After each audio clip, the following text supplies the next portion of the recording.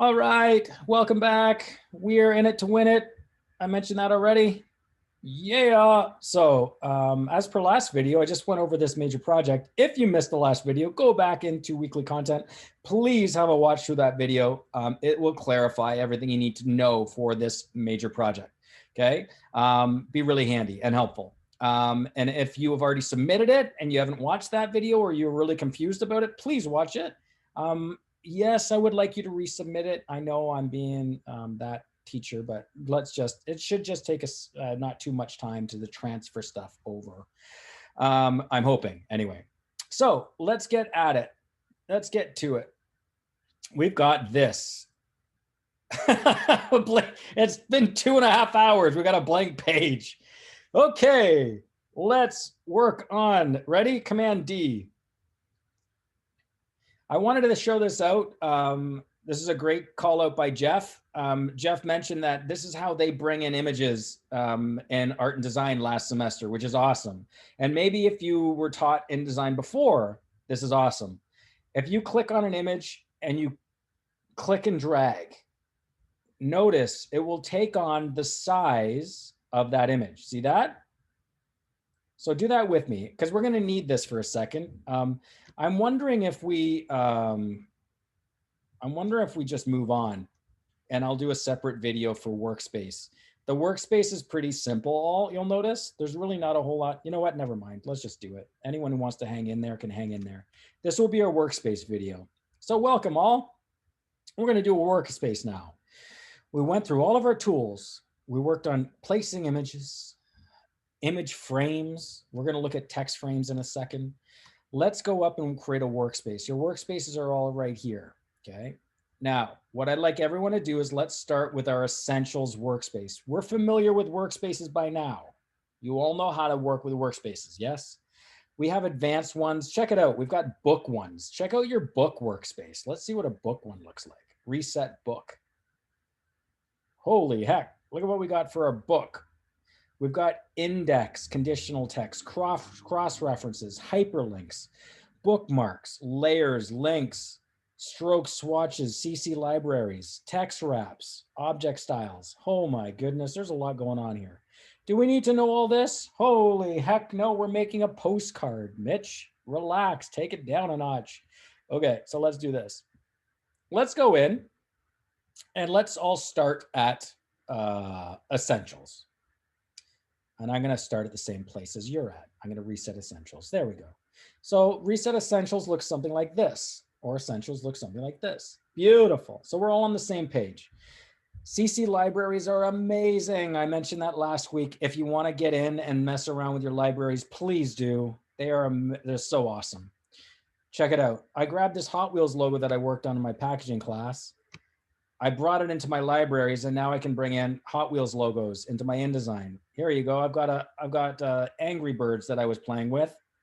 There's an Angry Birds that I was playing with. You're going to get to this next semester in Illustrator, right? So much fun and ease. Look, I got a picture here that I'm going to bring in. Adobe Stock, right? So now the beauty about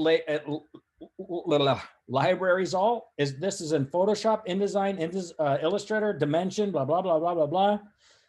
All of them are beautiful and transferable from program to program to program. My only concern with this is linking and making sure that if you accidentally delete a file out of your library, you may have some unusable documents.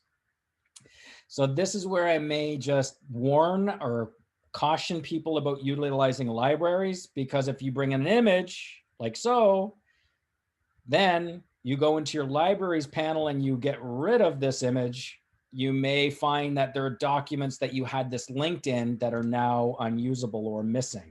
Make sense? Anyway, play around with it, have fun with it. Swatches though are great. And this is where we link add theme to swatches. We did that in Illustrator together, I think. You can do it right here in InDesign as well. Okay. Now we're not doing that right now, but I always sidetrack, sorry. There's so many of these amazing options available to you. What do we need for our workspace? Let's do it up. First thing, I want to turn on, let's turn on control. That's a great thing to start with. Do that with me.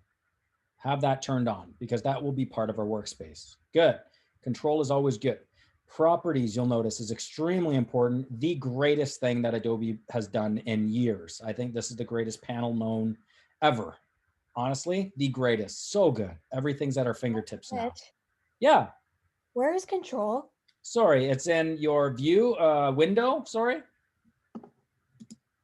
And like the fifth one, sixth one down. Under comments.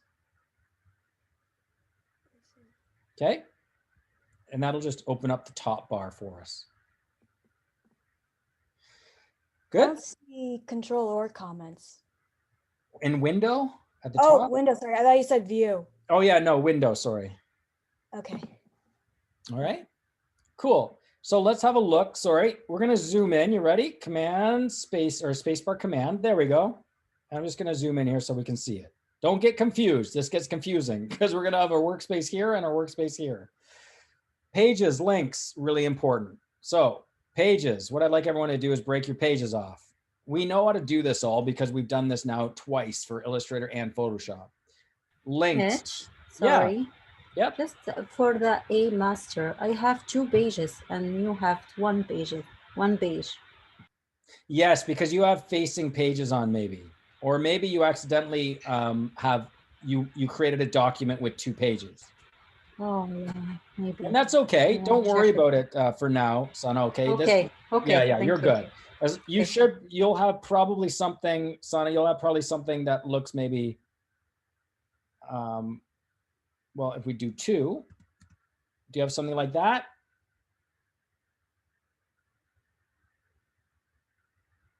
Or maybe you have something like that. No, I have 1. Oh, okay, good. 1 page like that? Yes.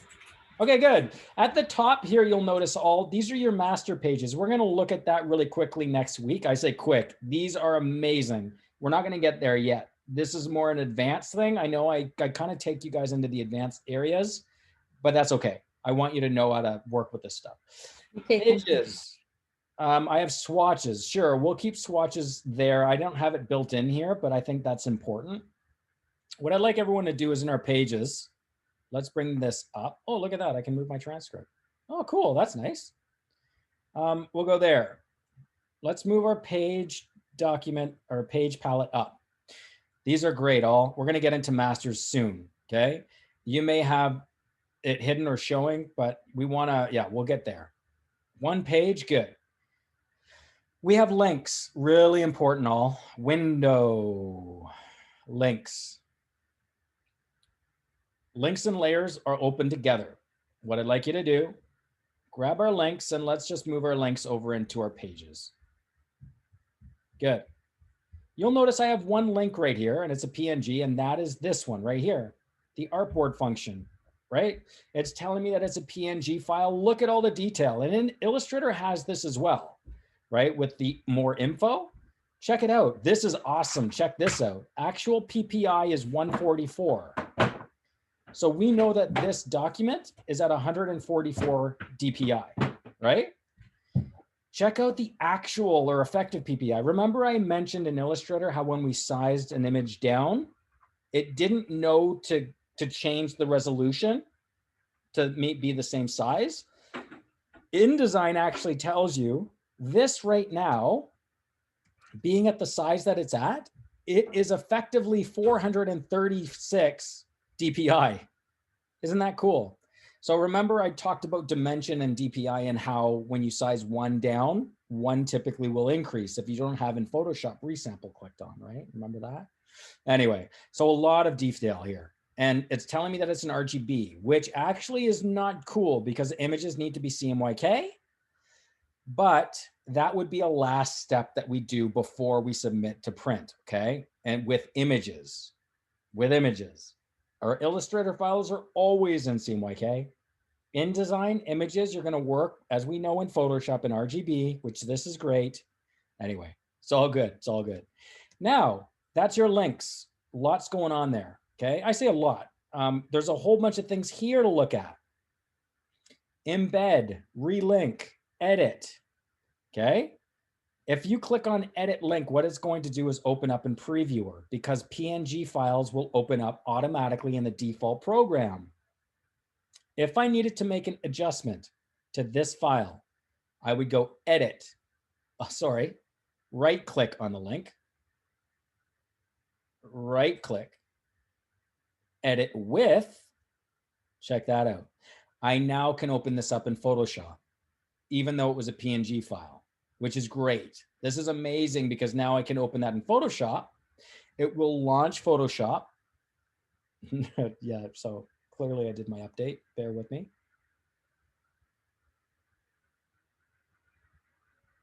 Come on, man. And then what you're going to find is Photoshop will launch. Yeah. And there it is. Cool, eh? So now if I were to say change the color or open up in Photoshop and say I needed to go, oh, dude, you know what? I needed to make some adjustments on this file in Photoshop, right? Here we go. I'm going to grab Nona's Nibblers that I did up. There we go. So I got Nona's Nibblers here, right? In my PNG file, I'm going to hit return. I'm going to hit Command S and save. Okay, it's going to come up here. Actually, that won't work very well. Let me, because it wants to save as a P. Here we go. I'll flatten, save. You ready? Check this out. Hey, Nona's Nibblers. See what happened there? So I went to edit, actually right click, edit, opened it up in Photoshop. I then added the logo. I had to flatten it, mind you, so that it would remember that it was a PNG file. Otherwise, it wanted us to default to a layered file, PSD file, right? Isn't that neat? So that's how you can go about updating links, or when we start getting into your cover, your video cover, video game cover, you'll have a layered file. You can literally bring in your PSD file, make adjustments to it. So you'll have your beautiful layout done. Your client may come back and say, oh, Mitch, I love the cover, but can we change up the cover of the title a little bit? That was done in Photoshop. So you go into Photoshop from InDesign, make the quick edit, save, bring it into InDesign, and it updates. Neat, eh? You guys are like, oh my goodness, you're supposed to set up a workspace, Mitch. Yes, I know. Sorry, that is your links. Okay, where are we at here? We got our links, we got our layers. Is right here. So let's bring our layers down. Really important. And I'm going to bring my layers here. So I have my pages, my links, and my layers. Good. Now I added color down here, but you know what? I think swatches actually would be a better thing to have. So I'm going to move my swatches down here. Okay. We can in fact open up color as well. Why not? Have both of them open. Color is located here. Color. Notice your gradient and everything else was there. Okay. I'm going to just navigate, bring our color down with our swatches. I'm going to leave swatches open here. Swatches work much better in InDesign than, right? It's all good. You may want to open up your color, make sure you're in CMYK, which is great. InDesign, CMYK, yes, okay, always. As mentioned, the only thing about RGB was this image, which is a PNG file. So Illustrator, InDesign, always in CMYK, or it's kind of based on, of course, the images brought in. You guys get the idea, but we still want to work within the CMYK color space within InDesign, okay? Amazing. So we've got this now. We've got our layer, nice and quick, right? We've got our pages, our links, swatches, and color.